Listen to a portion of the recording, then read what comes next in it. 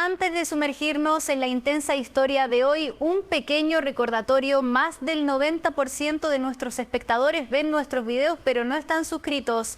Si disfrutas contenido como este, tómate un segundo para pulsar el botón de suscribirse y activar las notificaciones para no perderte ninguna actualización. Y si esta historia te resulta atrapante, no olvides darle like al video.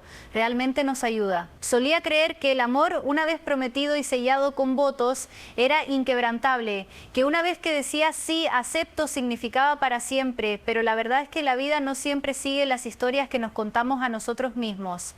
Y yo, de todas las personas, debería haberlo sabido mejor. Tenía 28 años cuando me casé con Amir. Yo era profesora, centrada, independiente y orgullosa de la vida que había construido por mí misma. Amir era el tipo de hombre que entraba a una habitación y captaba la atención, no con palabras fuertes, sino con una confianza tranquila. Era ingeniero civil, respetado en su campo, calmado y metódico en todo lo que hacía. Al menos ese era el hombre con el que pensé que me había casado. Nuestra relación no fue un romance vertiginoso, fue estable, construida sobre la amistad, el respeto mutuo y la creencia compartida de que queríamos las mismas cosas en la vida: estabilidad, crecimiento y eventualmente una familia. Salimos durante 2 años antes de que me propusiera matrimonio de la forma más sencilla posible, durante el té en la casa de mis padres, solo nosotros dos en el jardín, sin teatralidades, sin grandes gestos, solo honestidad. Eso era lo que más me gustaba de él entonces, me hacía sentir segura. Los primeros años de matrimonio fueron tranquilos, compramos juntos un departamento modesto, unimos nuestras finanzas y nos acomodamos en rutinas. Las mañanas empezaban con té y música suave, las noches terminaban con cenas tranquilas y alguna que otra película. Viajamos un poco, Mari, Escardeu, incluso un viaje corto a Turquía una vez. Todo parecía estar bien en la superficie, pero tal vez ese era el problema: todo estaba simplemente bien.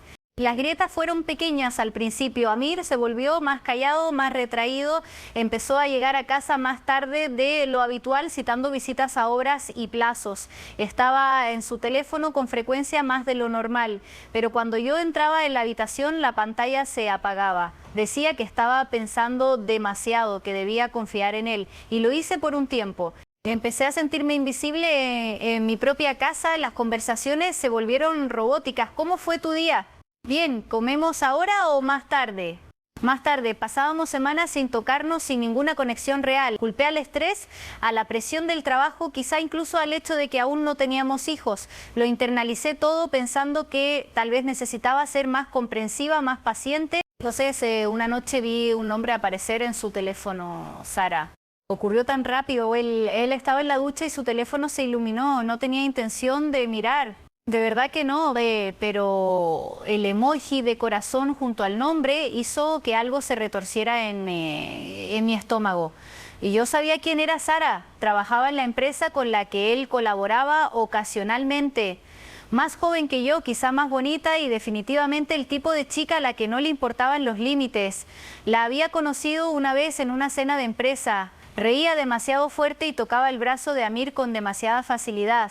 Me dije entonces que estaba siendo celosa e insegura, pero esa noche abrí los mensajes. Ojalá no lo hubiera hecho.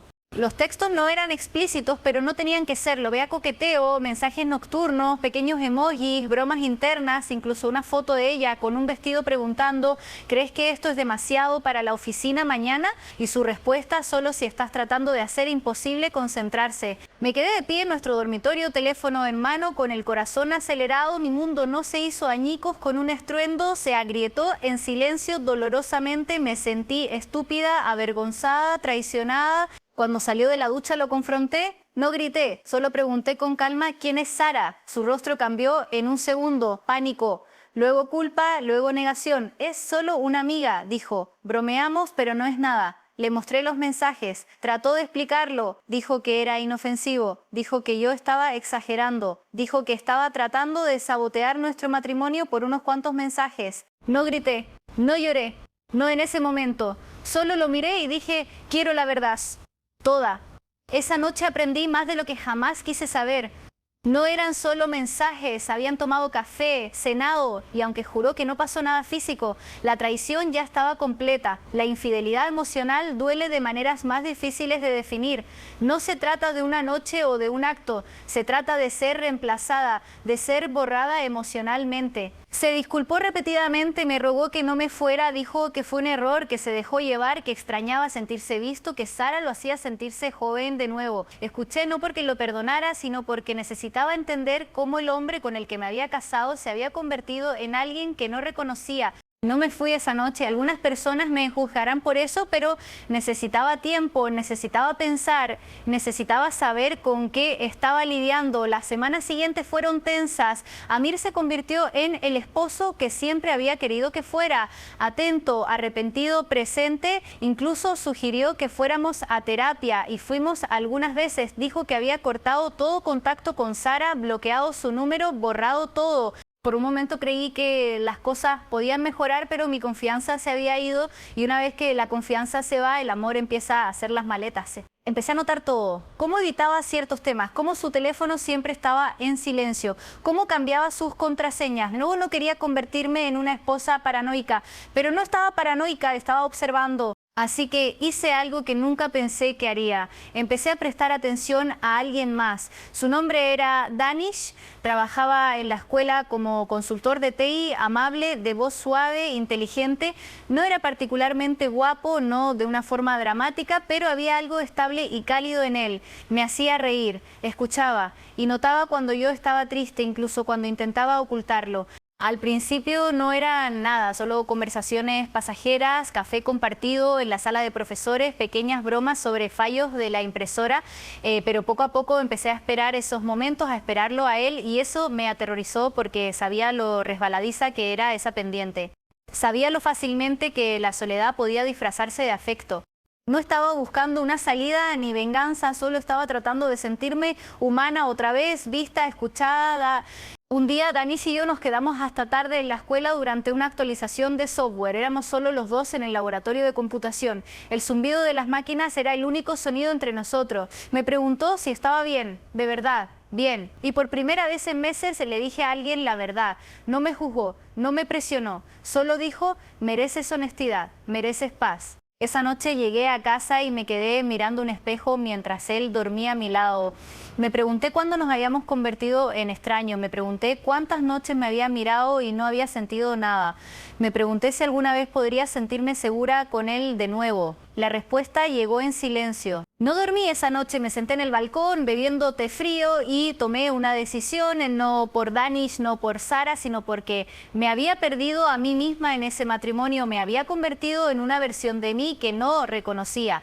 Callada, insegura, incierta. A la mañana siguiente le pedí a Amir espacio, un descanso, tiempo separado, se resistió, rogó, incluso lloró, pero me mantuve firme, me mudé con mi prima por un tiempo, pedí licencia en la escuela y por primera vez en años respiré y fue entonces cuando empecé a planear, no venganza, no destrucción, algo más poderoso, algo llamado reinvención. Cuando dejé nuestro departamento no llevé mucho, solo una maleta, algunos libros y mi dignidad. No lloré, no grité, ni siquiera cerré la puerta de golpe, simplemente me fui en silencio como si estuviera saliendo de una versión de mí que ya no encajaba. Por primera vez en años no estaba tratando de salvar un matrimonio, estaba tratando de salvarme a mí misma. Vivir con mi prima Miam se suponía que sería temporal, pero esas semanas se convirtieron en meses. Ella me dio espacio sin preguntas, sin juicio. Su casa se convirtió en mi santuario silencioso, un lugar donde podía sentarme con mis pensamientos, reflexionar sobre todo y reconstruirme lentamente. En esas primeras semanas corté todo contacto con Amir, necesitaba silencio, necesitaba distancia para descubrir si quedaba algo en mí que aún lo quisiera. Él enviaba mensajes, algunos largos y emocionales, otros cortos y desesperados. Los leí todos, pero no respondí. Mi silencio no era para castigarlo, era para mí. Necesitaba escuchar mis propios pensamientos. Danis y yo no hablamos mucho durante ese tiempo. Algunos mensajes educados para saber cómo estaba, pero nada profundo. No quería saltar de un enredo emocional a otro. No estaba buscando un reemplazo. Estaba tratando de descubrir quién era yo sin que nadie más me definiera. Pasé tiempo escribiendo en un diario, leyendo libros que había abandonado, dando largas caminatas en el parque, incluso empecé a pintar, aunque no era particularmente buena en ello. El punto no era el resultado, era que mis manos se estaban moviendo de nuevo. Mi corazón se estaba abriendo a algo que no involucraba dolor ni traición. La gente empezó a hacer preguntas, por supuesto. Profesores en la escuela susurraban a puertas cerradas. Miembros de la familia dejaban comentarios pasivo-agresivos sobre arreglar las cosas y no dejar que un pequeño error arruinara todo. Pero había aprendido algo importante. Nadie entiende realmente el peso de tu decisión a menos que también lo haya cargado. Y yo no iba a encogerme solo para hacer que otros se sintieran cómodos. Después de casi 3 meses separados, Amir pidió una reunión en persona, dijo que tenía algo que decir una última vez. Acepté no porque esperara una reconciliación, sino porque necesitaba cierre. Nos encontramos en un café tranquilo cerca de la antigua biblioteca de la universidad, un lugar que solíamos visitar cuando salíamos. Se veía cansado, mayor, como si los meses lo hubieran envejecido más de lo que los años jamás lo hicieron.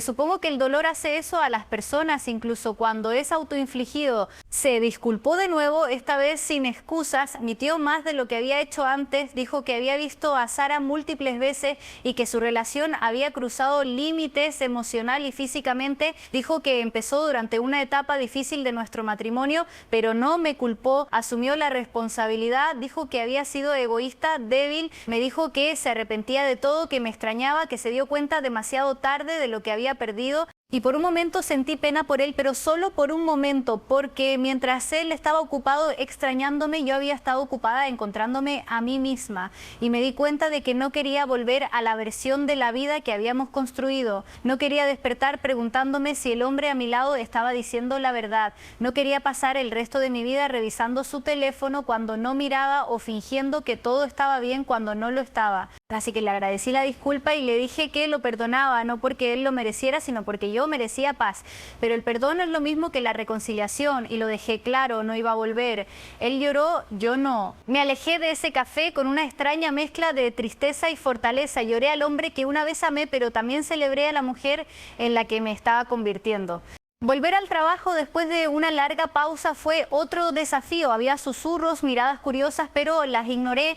Me concentré en mis estudiantes, en crear planes de clase que los entusiasmaran, en construir algo que se sintiera significativo. Y poco a poco, Danis volvió a ser parte de mis días. No de una forma romántica, al menos no al principio. Fue respetuoso con mi espacio, nunca se excedió, hablábamos más durante los descansos, compartíamos artículos, discutíamos podcasts. Él me introdujo a la meditación. Yo le recomendé libros. No había urgencia entre nosotros, no había expectativa, solo comprensión. Un viernes por la tarde, cuando ambos salíamos de la escuela, me preguntó si quería acompañarlo a una caminata al día siguiente solo como amigos. Acepté, esa caminata lo cambió todo. Hablamos durante horas sobre la vida, sobre nuestros miedos, sobre cosas que nunca habíamos compartido con nadie. Me contó sobre la muerte de su padre, cómo había moldeado su necesidad de estabilidad. Yo le hablé de la soledad de estar en un matrimonio donde te sientes más como un compañero de cuarto que como una pareja. En un momento nos paramos en la cima de una colina mirando la ciudad. Era la hora dorada. La luz hacía que todo pareciera más suave. Me giré hacia él y dije, no sé qué quiero después, pero sé que no es lo que tenía antes. Él asintió. No tienes que saberlo, solo tienes que ser honesta sobre lo que sientes ahora mismo. Y en ese momento me sentí vista. No nos tomamos de la mano, no nos besamos, no era ese tipo de momento, era más profundo. Eran dos personas que habían caminado a través del fuego, reconociendo la fortaleza en las cicatrices del otro. En las semanas siguientes pasamos más tiempo juntos, a veces solos, a veces con amigos, y sí, eventualmente el vínculo se profundizó, pero no fue el tipo de amor ardiente y rápido que consume y luego se apaga. Fue tranquilo, estable, intencional. Cuando Amir envió los papeles finales del divorcio, no lloré. Lo firmé un domingo por la mañana mientras la luz del sol entraba en la habitación que había aprendido a amar como mía.